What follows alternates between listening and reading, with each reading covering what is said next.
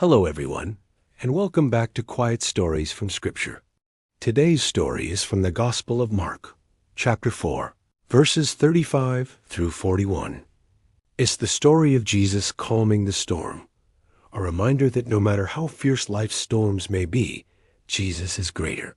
After a long day of teaching, Jesus said to his disciples, "Let us go across to the other side of the lake." So they left the crowd behind, took him in the boat just as he was, and began to cross the Sea of Galilee.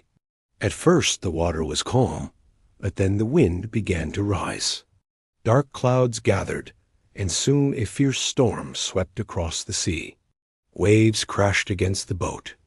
The wind howled. The disciples fought to keep control, but the water began pouring in. These were experienced fishermen, men who knew the sea well, yet they were terrified. They thought the boat might sink at any moment. And where was Jesus? He was in the stern, asleep on a cushion. Finally, the disciples woke him and cried out, "Teacher, don't you care that we are perishing?" Jesus got up. He stood in the boat, facing the wind and the waves, and spoke just 3 words. "Peace, be still." At once, the storm stopped. The wind died down. The sea became perfectly calm.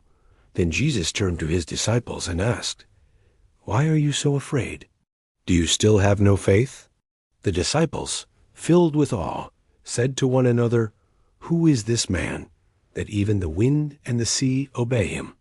This story shows us something amazing about Jesus. With only a word, he calmed the storm. He is Lord over creation itself.